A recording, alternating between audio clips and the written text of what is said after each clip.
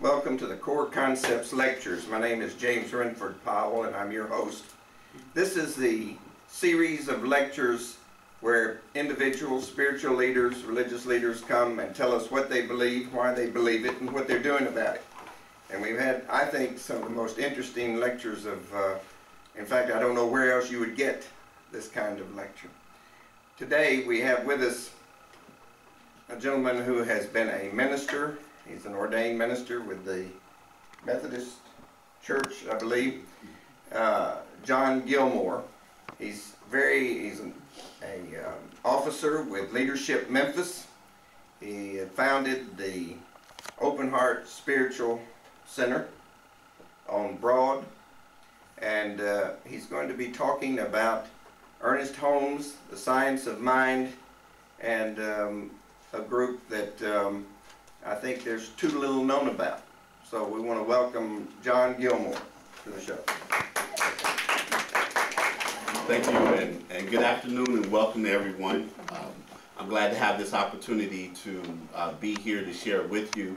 And I will say, I know Jim and I had talked about questions. I welcome, if you have, as I go along, if you have questions, feel free to ask. I have no problem answering them in the course of what I'm going to say. I'm very excited about this opportunity. Just a brief bit of information about Open Heart Spiritual Center. We are a center that has been in existence now. We will be celebrating our 11th year anniversary next Sunday. And we have been together in that time, and we began on the second Sunday in January 11 years ago. And we have been focusing on the teachings of science of mind or religious science. So those two terms are used interchangeably, and as we go through this afternoon, I will talk a little bit more about what all that means. But you will hear oftentimes the term science of mind, which is also the name of the textbook that Ernest Holmes wrote, that is the basis or the foundation for the teachings that we base our center on. And so I wanted to go through that for a moment, and I'm going to use this. I'm a teacher at heart, and I use in the teaching that I do at the University of Memphis and other things I do, I use a lot of tools, and PowerPoint being one of them, so I could be sometimes dependent upon them, so I hope that this will help. But essentially, religious science or science of mind, we actually refer to it as a spiritual philosophy rather than a religion. But essentially what it is that as Ernest Holmes understood, what he was doing is that religious science drew upon the basic principles of all religions and found the common threads that he felt like that were there. He, being an ordained minister, had actually come from a Christian background, but he was very widely read, and he read a lot of writers in Hinduism and in Buddhism and in other spiritual disciplines and some of the world religions. And in his work, which was influenced heavily by three people who were part of the whole New Thought movement, as he put together his teachings, as he felt, was drawing upon some of the traditions or some of the principles that are found in all faith traditions and things like that. So that is part of what religious science or science of mind is. It draws on those common threads. Based on that is that something that you will hear talked about a lot in science of mind, and Ernest Holmes was one of the people to say it repeatedly: change your thinking, change your life. That we have the power of thought or the power of mind to be able to influence our lives. And he made the distinction between the one mind or the universal mind, and then each of us having an individualized mind. I'm going to go through how we diagram the creative process in just a moment, but basically the understanding is that through our thoughts we create our reality. The way that we see things, the way we think about things, it creates our reality. I had an exercise, I might do that later on, that will require us to get up and stand up for a minute, that I might have us do, that sort of crystallizes that notion, or crystallizes the idea that through our thinking and the way that we see things, that we can indeed go about the process of creating our reality. And also a part of the whole teaching of science of mind, when we talk about cosmology, another term for cosmology is worldview, but the worldview is ultimately that we see God as being all there is, and everything else is God in expression. And if you're a student of religion, you'll know that's a term called panentheism, where everything is God and then it individualizes or expresses in various ways. So each and every one of us in this room and everywhere else, not only us as humans, but everything else in this room is God in expression. It's that creative energy, and we may call it God, may call it spirit, may call it the universe, whatever it might be, but it's all from that one source, and it is existing and expresses in individualized ways. We say unique in individualized ways. So that is, when we talk about the worldview or the cosmology, that is the basis for everything else. It starts with God, and it's all God. And I know when we first started Open Heart, one of the books we used was a book by Walter Starkey that was called It's All God, because I started out in the Methodist and the CME tradition, as a matter of fact, and introducing people who had kind of followed me from there to New Thought principles and everything. We started out with that book to get them to think that way, but I found out a lot of people were already thinking that way.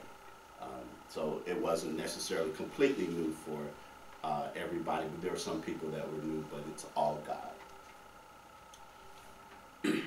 Just basically a basic definition, that it's a correlation of laws of science, opinions of philosophy, and revelations of religion applied to humanity and aspirations of humankind. That's just a basic definition of religious science or science of mind. But we talk about it, as I said, as a spiritual philosophy. Ernest Holmes.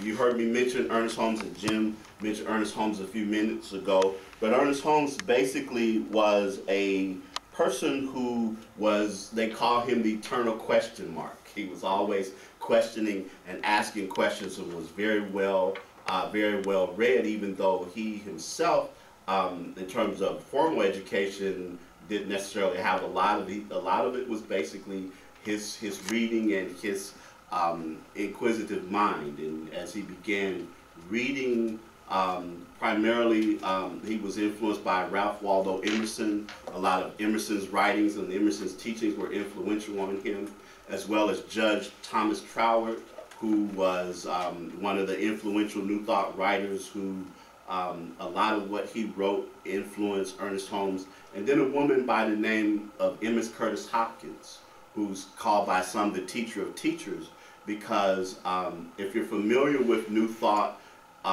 you have, and I have a slide at the end, but primarily you've got several components of the New Thought movement, if you will. And Emma Curtis Hopkins was a person whose teachings influenced not only Ernest Holmes, who had science in mind, but she also influenced Charles and Myrtle Fillmore, who were part of the Unity movement, as well as the Kramer and Brooks sisters, who founded Divine Science. And so she kind of had an influence on all of them, and her whole approach was Christian mental science, as she called it, and she would use the term science of mind a lot in her writings. And so Ernest Holmes began, he moved to California. He was basically working for the city. He was working for the Parks Department, I believe it is, and he got to talking to people, and he started sharing some of his ideas about God being all there is, and we being expressions of God, and the fact that we can change our thinking by changing our minds and all of those things. And so some people got interested in him and what he had to say, and said, you know, you ought to share those ideas and thoughts with people. And so what they ended up doing was he found a library that would host him. So he started periodically just sitting down with a group of people at the library and sharing these teachings with them. And pretty soon the crowd started to get bigger. and eventually he started speaking in theaters and using theaters and those kinds of things there. And out of that, in 1926, he published the first edition of what was called The Science of Mind, which was a compilation of a lot of the teachings that he did, and it became what is known as the textbook for religious science or science of mind, and it talked about a lot of the basic beliefs and things that Ernest Holmes was using in his lectures. And so that's really how things began. The interesting thing about it is Ernest Holmes never intended to start a separate organization. What he really saw himself as again, when we go back to the idea of the basic strands of the various religions, he felt like that he had touched on the essence of Christianity, the essence of Buddhism, the essence of Judaism. And so he felt like that what he was teaching would help people to be a better Christian, to be a better Jew, to be a better Hindu, a better Buddhist. Well, when people would go back to their home environments and try to spread or talk about some of the stuff that they had learned from Ernest Holmes, they said, get out of here. That's not Christianity. That's not Judaism. So they started to call on him to establish an organization. They said, because we can't find a home where we are, so we'd like to have a place where we can identify. And he was very reluctant, and it took him a long time. He was very keen on training, so he started an Institute of Religious Science, and that was what was established first. But it took him a while before he finally decided, okay, I'll go ahead and have a church, if you will. And he started that process, and they began licensing and ordaining ministers. But also a very important component in religious science is something that's known as a practitioner. And a practitioner is a person who has gone through training in metaphysics, in the history, and in the philosophy of science of mind. And then they are, we talk about practitioners today as being spiritual coaches. So a person will go to a practitioner, they will share their intentions or their thoughts about things, and the practitioner uses the form of prayer that we use in religious science or science of mind, which is called spiritual mind treatment. And spiritual mind treatment is a unique type of prayer from just about any other form of prayer because it's not directed to God. And that's something that differentiates religious science from most other religions, is that the prayer is not directed to God, because the idea is that all that we already desire or would want already exists. It's already been done in the mind of God. And so what spiritual mind treatment is, it is a process whereby the practitioner begins working on their own mind to come to the realization that it's possible.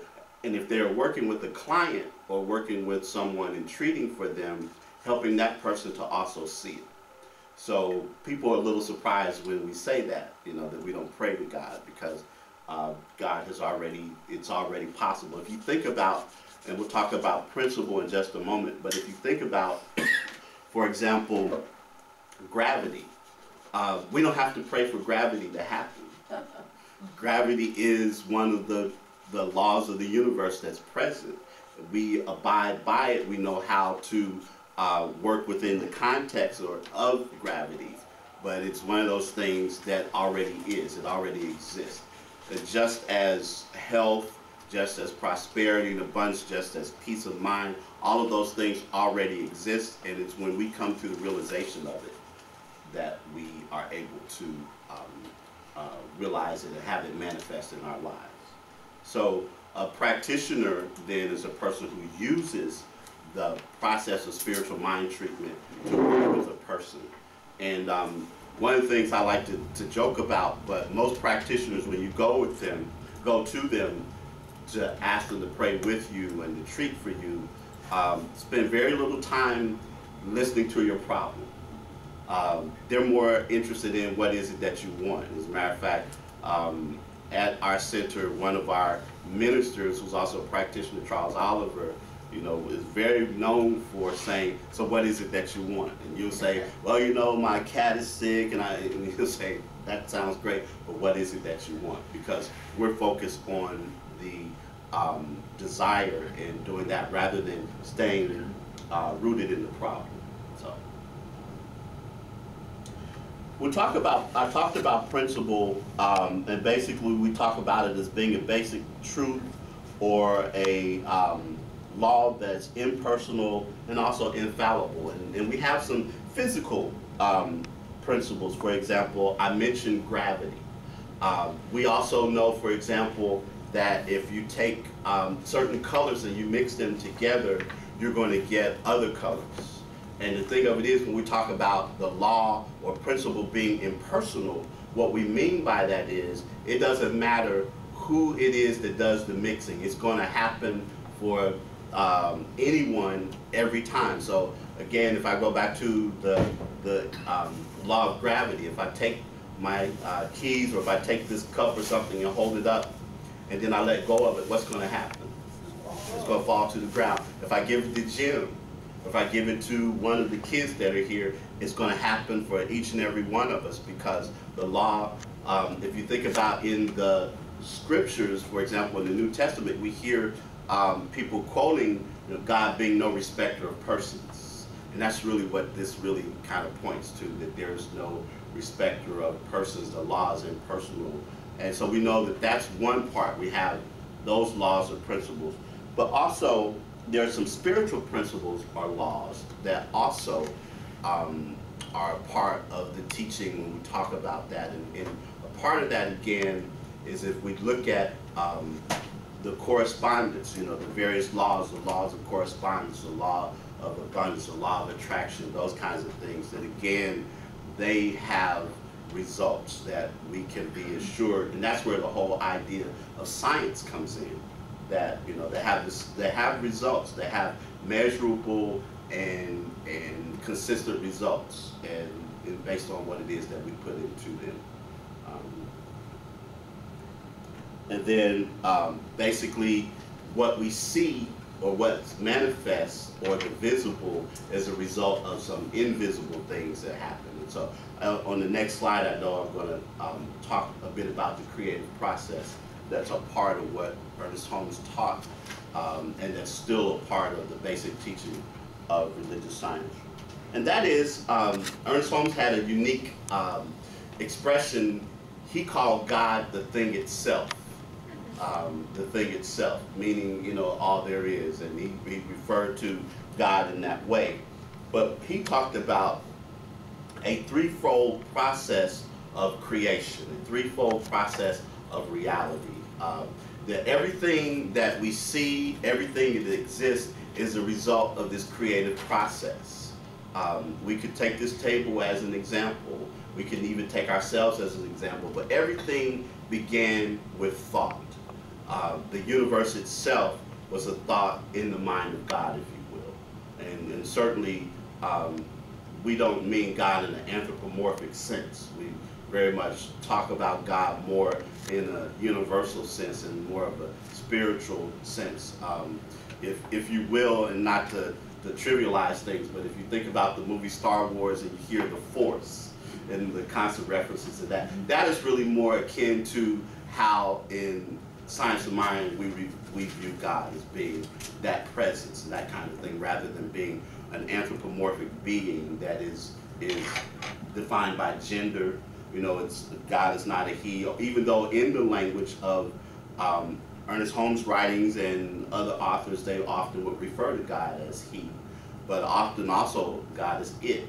And I know at Open Heart we have a song that we sing, Use Me, and in that it said, I used to think God is the sun, but God is the sun, God so much more than the earth or the stars or all of creation, and God needs us to shine its light. And I always notice when we have visitors, and they get to that part, they kind of look, at least some of them do, you know, because we refer more to God as it rather than he or even she. Understanding that God encompasses all of that. But everything begins with thought, which is up here. It could be, there are several names for it: spirit, conscious mind, love, intelligence, first cause, the absolute, whatever it might be. And then as that thought begins to move, it goes into this second level, which we call the creative medium, or law, or soul, or unformed substance. But that is the place in which things begin to process, things begin to happen. And then you have the third stage, which is the body or form or effect or conditions or human experience or manifestation. So you have the thought, you have the creative medium where things go and things begin to happen, and then you have the manifestation. So if I were to take this table, for example, this table is the result of someone at some point had the idea for this particular table, this particular design of the table.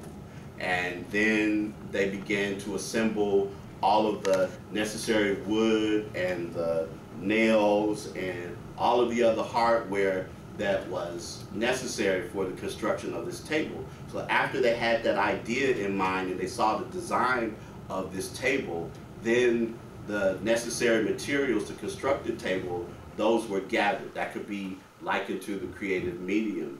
And then the person responsible constructed this table, and now we have it in manifested form. Something we do at Open Heart sometimes as a demonstration of that is we play. I'll give the members of the congregation their own can of clay or Play-Doh and say whatever it is that you want to create with that, you know, let your mind run free, and they'll make animals and other shapes and things like that. And then again, first the thought, then the shaping of it, and then the manifestation. And again, the impersonal aspect of that Play-Doh, it doesn't care who is doing the shaping. It's going to respond however you manipulate it, whatever it is that you do to it, it's going to respond to that. So that is the creative process that we talk about in religious science or science of mind.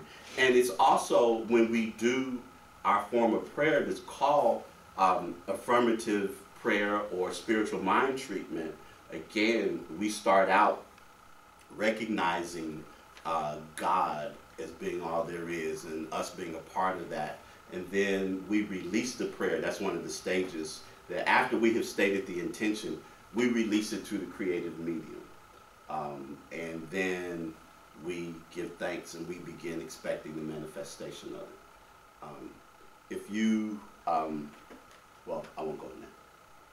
And then just basically just how we talk about how to use the science of mind.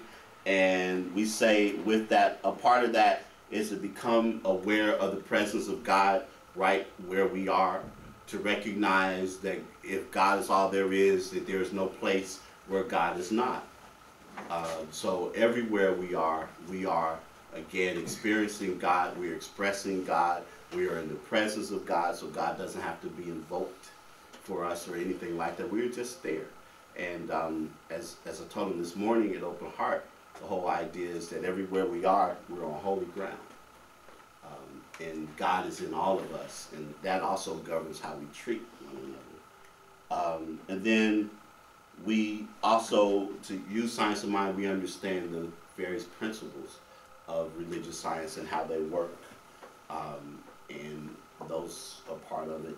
And then there are various techniques and techniques that we use to apply those principles, one of them being spiritual mind treatment. We will do things such as affirmations, use affirmations. Meditation is a part of that. In fact, at Open Heart, what we talk about is, as far as being our spiritual practices, we have prayer, which is affirmative prayer, spiritual mind treatment. Meditation is something else that we talk about, and every Sunday morning prior to the beginning of our morning celebration, we have a period for meditation, and even within the celebration, we have a period that we call the centering moment, which is a brief time for meditation. We also have what we call conscious giving, where we recognize that we are giving out of our abundance.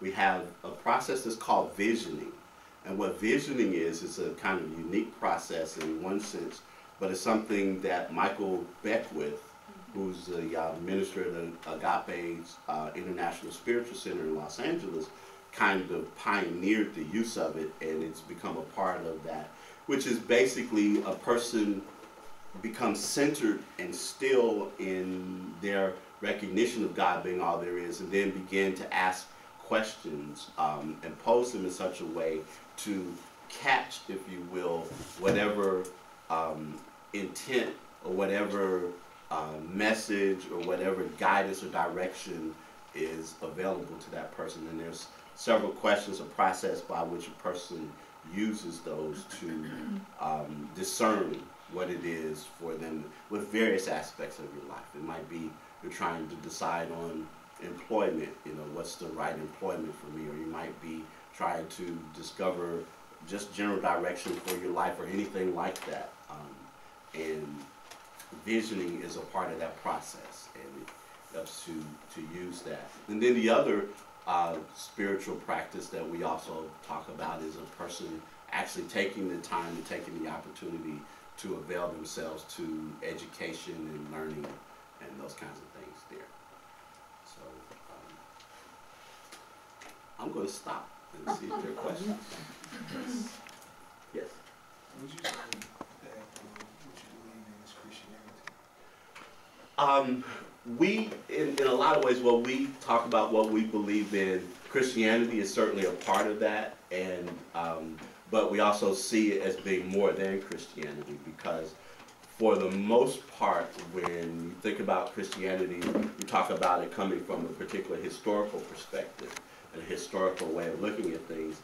And the interesting thing, at least for us at Open Heart and with the religious science in general, it doesn't ask a person to, if a person feels as if they're a Christian, we have people that come to Open Heart that feel themselves to be Christian. We have one guy, for example, he sits right behind me, he brings his Bible every week. And it's a part of who he is, and he feels just as home there as other people do there who may not use the label Christian. So it's not necessarily Christian religion, but there are elements of Christianity that are part of it. Well, I guess the basis of why I asked you that question was, where is salvation in that belief? Is there a salvation?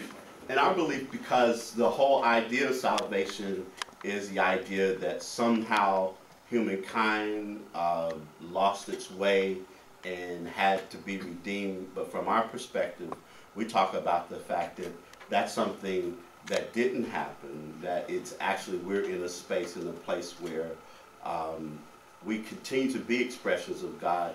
There's nothing lost, so there's really nothing to be saved. Okay. Mm-hmm. I have a question.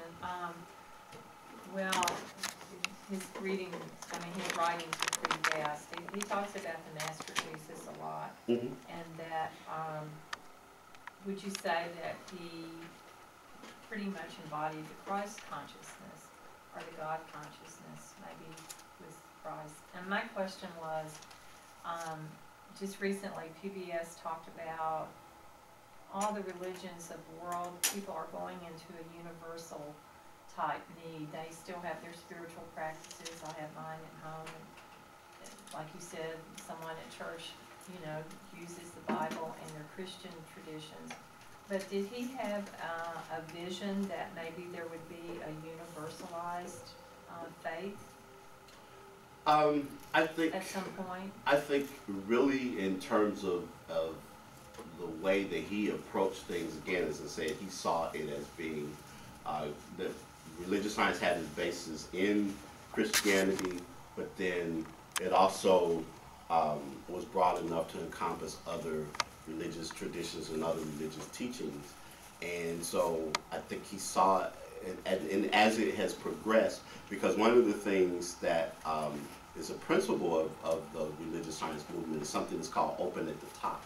So as new information about things is gained, that can be something that's added to the tradition and added to the teaching. For example, ministers who go through the training now in ministerial school, one of the courses that they take now is in quantum physics. Because when you look at a lot of the things that are happening and a lot of the knowledge, quantum physics is confirming on some level a lot of the things that long ago people talked about there being one energy and one consciousness. So that's a part of the training and the teaching that comes from that. But as far as him, I think he saw it as being something that's available to people. And it continues to evolve. We talk about Ernest Holmes. Ernest Holmes as being the founder of the Science of Mind, as being the textbook and all of that. But there are various, just as you have in, say, Christianity or even in Buddhism or Hinduism and those kinds of, you have your local flavors and you have various dimensions of it as people practice it. And you can even go in a religious science center, and there'll be some where there'll be more language or more focus from a Christian perspective, and other places where it's not so much. So, if you think about it, there was no such thing as a Bible for 325 years after Jesus. It didn't exist. It didn't begin to be formed until Emperor Constantine called Eusebius in, who was the scribe who did the Nicene Council, and told him to go to the priest and find out which books that they ought to be in a collection of books. All right, and it took from 325 to the Council of Constantinople 500. So that's from 325 to 500 for all these doctrines to be formed. And so when the Protestant churches began, they didn't go back past that. They continued to work with that. So when we talk about all of these things, it would behoove each person to go back and look at the history of how these things came to be, how these doctrines came to be. And I think Ernest Holmes' concept was that we could not be separated from God if we wanted to be. It's the height of our thinking that we could be separated from God. We can't be separated from God. Came from God, go to God, can't be separated from Him. And it's only our perception is that. That's I believe is exactly what he was saying. Exactly. From my interpretation of that. One question. So if that were true, wouldn't God not be holy? I wouldn't say that. I mean, I'm expanding on that. The reason why I say that is because we could never be separated from God. Even me, in my field, what I do daily, if I were a murderer or rapist, God will accept me as that murderer or rapist. Or do you not believe in an afterlife or an eternity with God also?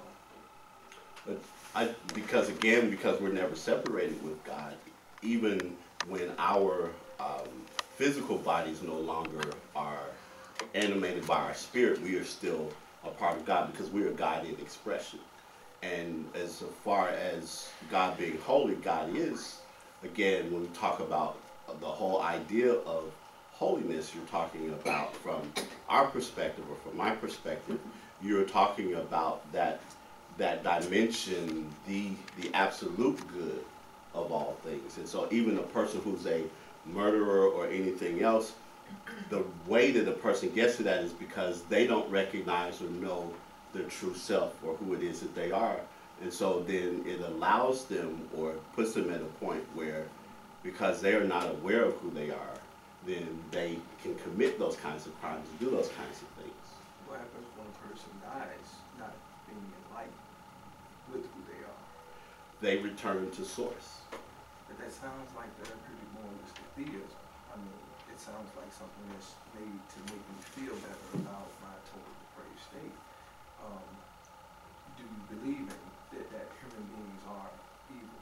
No. I mean, total depravity apart from God. So whether we have God or not, we're good. We're God's creation, yes, and we're good. We may behave in manners that are not good because we don't acknowledge that, we don't know that. But that would be to say that God approves of our rape and our murders and our abortions. I wouldn't see that as approval. But if everything is God, then, I mean, I could worship this chair, it would be okay, right? I mean, that would be considered as idolatry. But there's not a need to worship the chair. Right? I mean, what I'm saying is, I'm not trying to dumb down anything. What I'm saying is, if God isn't holy, or separate from us in a sense to where we have a standard in order for us to meet, then everything is okay. The wars, the tragedies, we don't have an objective standard to meet. There are no requirements. So once we die, there's no use in judgment in that fact while we're here.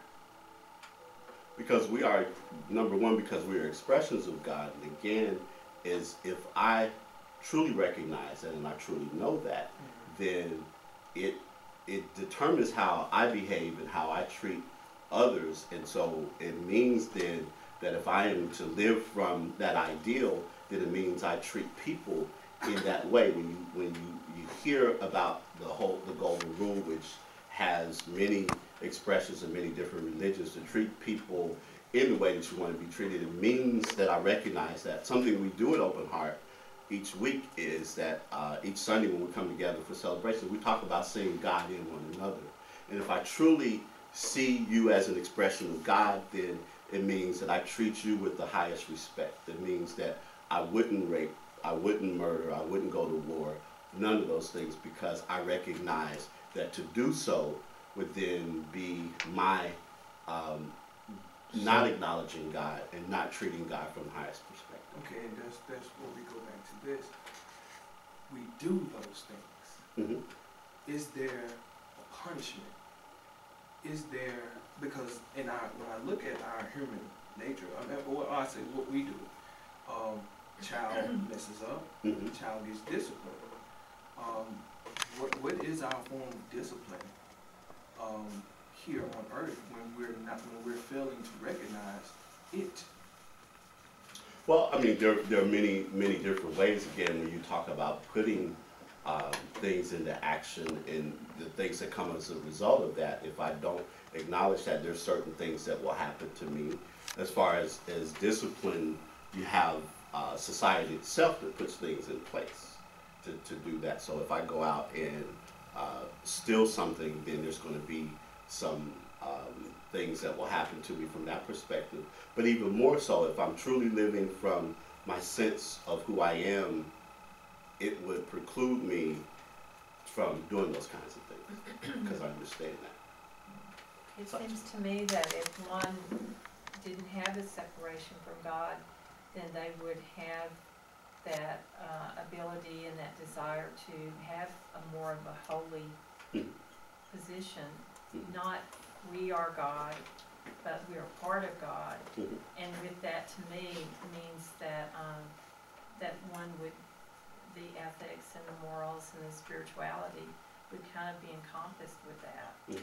Now, you can correct me if I'm wrong because you're the religious science man, but as I understood it from my studies of religious science, Ernest Holmes did not see this as a world where you are born, you do good or bad, you go to hell or heaven, and so forth and so on. He saw the world as a big school, and that though you may think about wars and poverty and all these things as being extremely bad, this in fact is a perfect experiment, a perfect school, and that you have these things for your process of learning. Am I correct? So it's a different worldview than the traditional Christian viewpoint, and it's actually different to some degree from Buddhist and Hindu as well. But it, like you say, it has elements. By the way, you talked about Thomas Troward. He has a very famous book called The Hidden Power, which I can email you if you would like to read it. I have it in ebook, in ebook form, and I've outlined it, and it's part of my Laws of Material Wealth Personal Development Program, which I'll put a punt in here where we begin on Wednesday the 30th for 54 weeks to have the support material and online coaching that goes with the Laws of Material Wealth program. The program has the book, the workbook, 4 DVDs, a CD, 3 outline commentaries, and one of those is The Hidden Power by Thomas Troward. The other is Think and Grow Rich by Napoleon Hill, and The Science of Getting Rich by Wallace Wattles. And those are outlined according to the laws, according to the 13 principles as I've defined them. Are there other questions for John Gilmore today? Yeah, he talks about the 13 laws in Think and Grow Rich, but he emphasizes persistence probably more than anything else.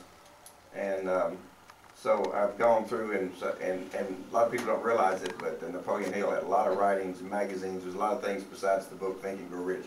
So I've outlined his actual statements about each one of the 13 principles. I've done the same with Ernest Holmes. I've done the same with Fillmore and Katie and Emerson, and just anybody that I could find. I've outlined principles like that. But those are, since you mentioned Hidden Power, I thought it would be interesting if anybody wants to see it. Are there other questions for John? One last question from me. Are you sure that you can actually socialize what this belief is with Christianity, being that there is no fall, there is no plan of salvation, and there is no need for Jesus Christ, and there's no need for grace either? Would you still call it a form of Christianity? I didn't say there was a form of Christianity. Okay. No, I didn't say that. I said that there are elements of Christianity, and in terms of Jesus Christ, we see Jesus as being the great example.